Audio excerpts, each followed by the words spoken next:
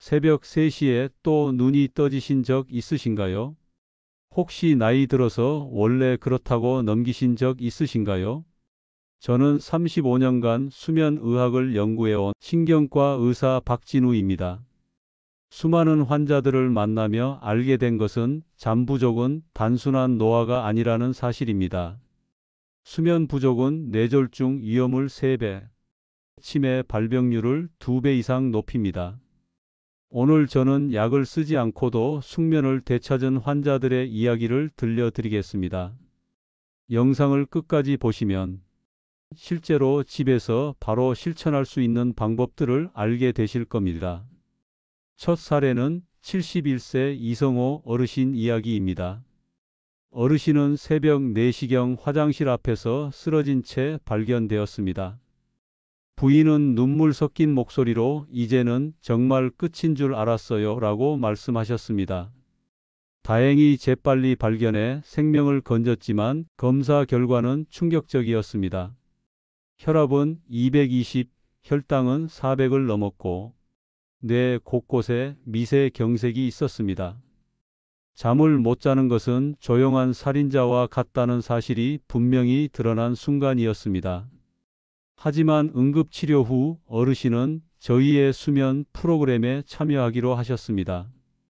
그 순간부터 인생이 바뀌기 시작했습니다. 이성호 어르신의 불면은 단순한 노화 문제가 아니었습니다. 3년 동안 매일 2시간도 못 자며 새벽마다 깨셨습니다. 부인은 남편이 한숨 쉬며 거실을 서성일 때마다 가슴이 철렁했어요 라고 말씀하셨습니다. 그 결과 자율신경이 무너지고 혈압, 혈당이 폭등했습니다. 스트레스 호르몬인 코르티솔은 정상치의 몇 배였습니다. 뇌 MRI에서는 미세한 경색이 발견되었고 심장 부정맥도 있었습니다. 언제라도 큰 뇌졸중이 올 수 있는 위험한 상태였습니다. 어르신은 눈시울이 붉어진 채 "잠을 못 자는 게 이렇게 무서운 건가요? 라고 물으셨습니다. 저는 단호하게 말씀드렸습니다. 잠 부족은 서서히 생명을 갉아먹는 조용한 살인자와 같습니다. 하지만 아직 늦지 않았습니다. 응급치료로 의식을 회복한 어르신은 수면치료 프로그램을 시작했습니다. 첫 단계는 침실 환경 조정이었습니다. 어르신 댁은 밤에도 26도가 넘었습니다. 부인은 춥게 자다 감기라도 걸리면 어쩌죠라며 걱정하셨습니다. 하지만 연구 결과 서늘한 환경이 숙면에 더 적합합니다. 섭씨 18도에서 20도가 가장 이상적이며 깊은 수면이 3배 늘어납니다. 체온이 내려가야 뇌가 밤을 인식하고 멜라토닌을 분비하기 때문입니다. 따뜻한 방은 뇌를 낮이라고 착각하게 만들어 오히려 각성을 유지합니다. 어르신은 처음엔 추위를 걱정하셨지만 얇은 이불을 겹쳐 덮으니 포근하고 편안했다고 하셨습니다. 그날 밤부터 몸이 나른해지며 자연스럽게 잠이 오는 경험을 하셨습니다. 환경을 고치는 것만으로도 절망에서 회복의 길이 열릴 수 있음을 보여주었습니다. 많은 분들이 나이 탓으로 쉽게 생각하시지만 원인은 분명합니다. 첫째는 멜라토닌 분비 감소입니다. 시상하부의 기능이 약해지면서 60대 이후에는 분비량이 20대의 절반 이하로 줄어듭니다. 제가 진료한 환자들의 데이터를 보면 65세 이상에서는 30% 수준에 불과했습니다. 둘째는 깊은 잠의 부족입니다. 수면은 여러 단계로 나뉘는데 특히 3단계와 4단계에서 뇌가 회복됩니다. 이때 성장 호르몬이 나오고 독성 단백질이 청소됩니다.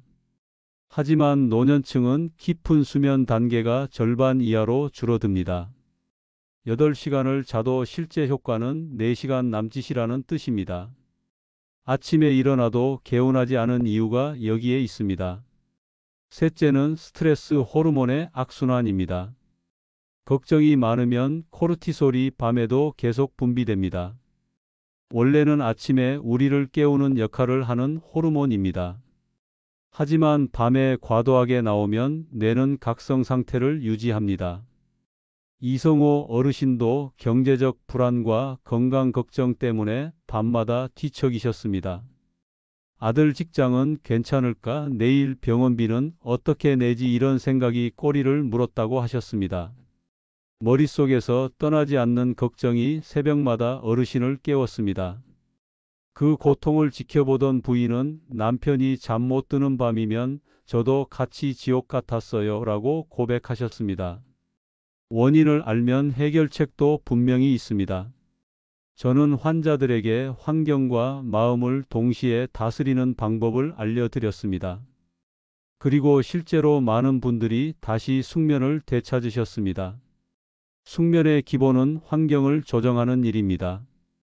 침실 온도는 섭씨 18도에서 20도가 가장 적절합니다. 따뜻하면 좋을 것 같지만 오히려 수면을 방해합니다. 체온이 떨어져야 뇌가 밤이라고 인식하고 멜라토닌을 분비합니다. 이불은 얇은 것을 겹쳐 덮으면 체온 조절이 쉽습니다. 습도는 50에서 60%를 유지하는 것이 좋습니다. 다음은 빛의 관리입니다. 아침 햇살은 눈의 특별한 세포를 자극해 뇌에 기상 신호를 보냅니다. 이 신호를 기준으로 밤에 멜라토닌이 분비됩니다. 그러나 밤 늦게 스마트폰이나 TV를 보면 문제가 생깁니다. 특히 푸른빛은 멜라토닌을 강하게 억제합니다. 뇌가 아직 낮이라고 착각하여 수면 준비를 멈춥니다. 실제로 많은 환자들이 취침 직전까지 전자기기를 사용합니다. 이성호 어르신도 매일 밤 뉴스를 보며 시간을 보내셨습니다. 부인은 뉴스라도 봐야 하루가 덜 외롭다 하시니 말릴 수 없었어요 라고 하셨습니다. 저는 저녁 9시 이후에는 기기를 끄고 은은한 조명만 켜두라고 조언했습니다. 처음에는 어색했지만 곧 몸이 나른해지며 졸음이 찾아왔다고 하셨습니다. 아침에 햇빛을 충분히 쬐자 낮에는 활력이 생기고 밤에는 자연스럽게 졸음이 왔습니다. 작은 습관의 변화였지만 어르신의 삶을 바꾼 중요한 계기가 되었습니다. 67세 김정희 할머니는 남편을 여인 뒤 불면증에 시달리셨습니다. 밤만 되면 걱정이 몰려와 마음이 무너졌다고 하셨습니다. 아들 직장은 괜찮을까? 며느리와는 잘 지낼까? 병원비는 어떻게 감당하지? 할머니는 이런 생각들 때문에 새벽 2시, 3시까지 눈을 감지 못했습니다. 낮에는 괜찮았지만 밤이 되면 두려움이 2배로 커졌습니다. 검사 결과 코르티솔 수치가 정상의 4배로 높았습니다. 몸은 전쟁터처럼 긴장해 혈압은 치솟고 심장은 빠르게 뛰었습니다. 이런 상태에서는 누구도 잠들 수 없습니다. 저는 할머니께 478 호흡법을 알려드렸습니다. 코로 4초 들이마시고 7초 참았다가 8초 동안 내쉬는 방법입니다.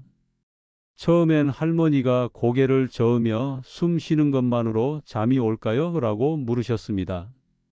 하지만 첫날 밤 호흡을 10번 반복한 뒤 선생님 몸이 갑자기 무겁게 내려앉는 느낌이었어요 라고 말씀하셨습니다. 라벤더 향도 큰 도움이 되었습니다. 베개에 오이를 떨어뜨린 뒤 마치 어린 시절 할머니 집에서 자던 밤이 떠올랐어요 라며 눈시울을 붉히셨습니다. 라벤더의 향은 단순한 냄새가 아니라 마음의 기억을 깨운 것입니다. 또 하나 효과적인 방법은 걱정을 종이에 적는 습관이었습니다. 할머니는 적어두고 나니 이제 잊어버리지 않겠구나, 안심이 됐어요 라고 하셨습니다. 밤에는 큰 산처럼 보이던 걱정이 아침에 보면 사소해 보였습니다. 김정희 할머니는 이 3가지를 꾸준히 실천했고 결국 오랜 불면에서 벗어났습니다. 얼굴에는 다시 웃음이 돌고 하루하루에 활력이 생겼습니다. 75세 최영수 어르신은 당뇨와 고혈압으로 약을 여러 개 드시고 계셨습니다. 수면제를 추가하기엔 위장이 버틸 수 없을까 걱정이 컸습니다. 선생님, 약이 이미 너무 많아요. 더 먹을 수 있을까요? 라며 두려움을 보이셨습니다. 저는 약 대신 자연요법을 제안했습니다. 먼저 꿀과 천연 소금을 섞은 음료였습니다.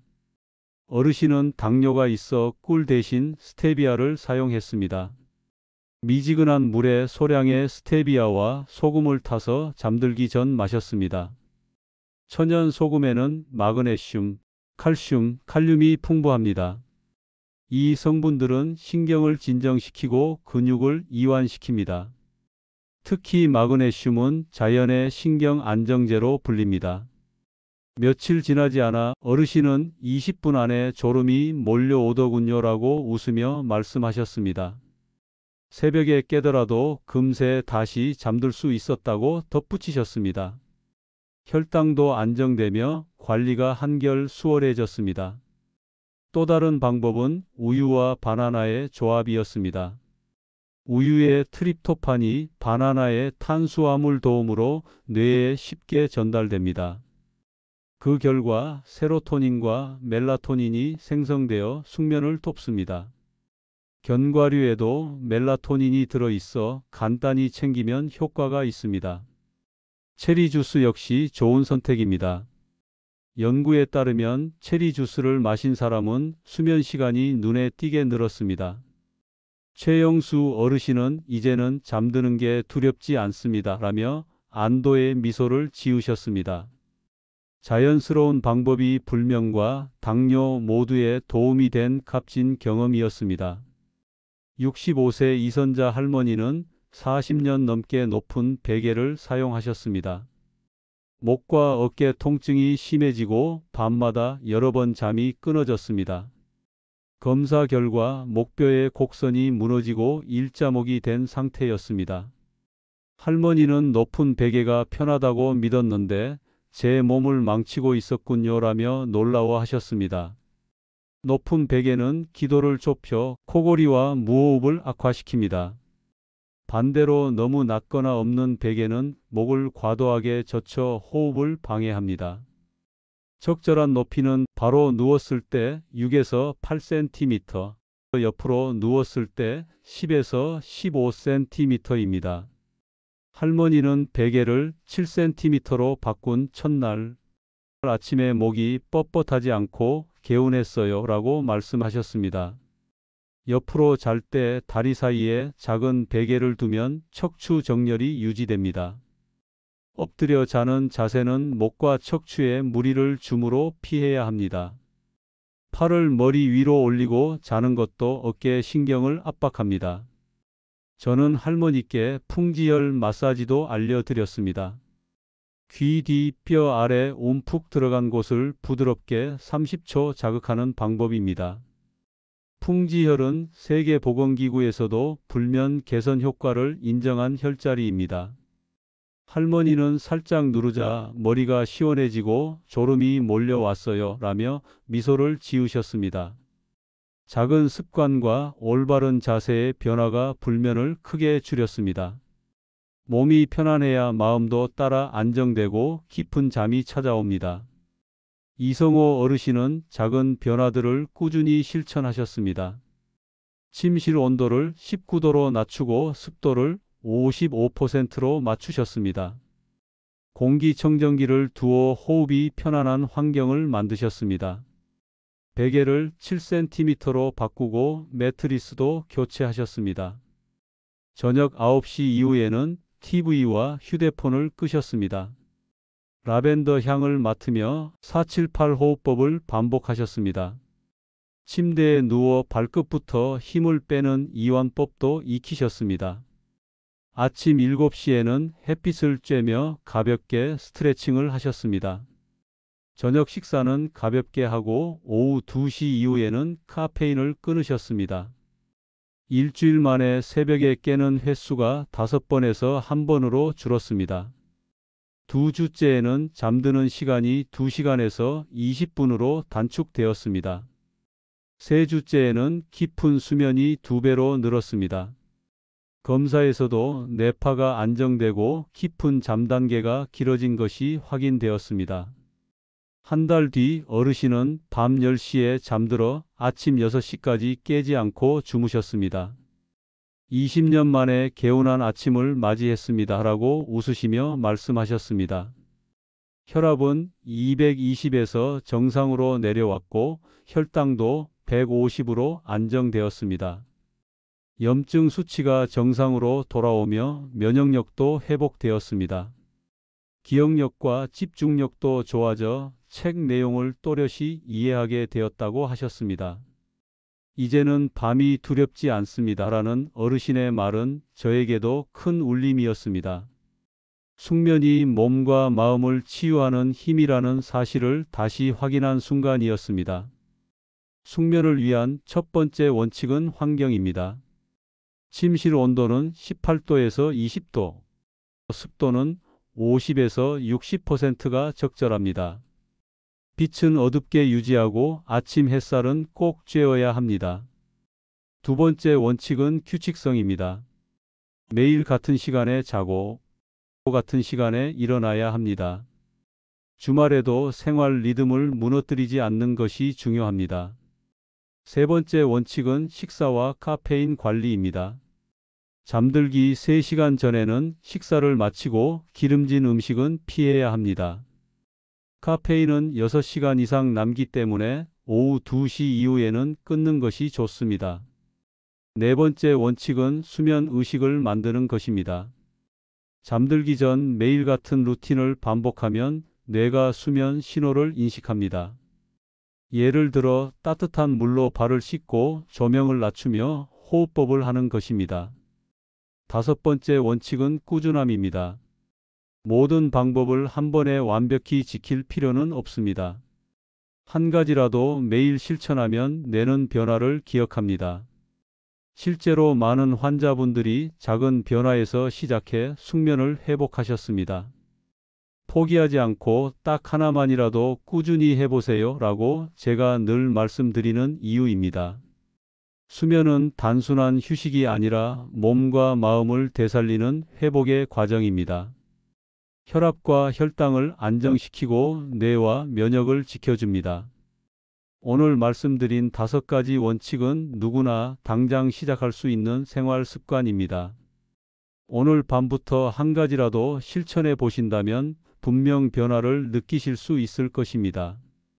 70세 최순자 할머니는 20년 넘게 불면증으로 고생하셨습니다. 여러 병원을 다녔지만 효과가 없자 결국 잠을 포기하고 사셨습니다. 첫 만남에서 할머니의 얼굴에는 깊은 다크서클과 피로가 묻어 있었습니다.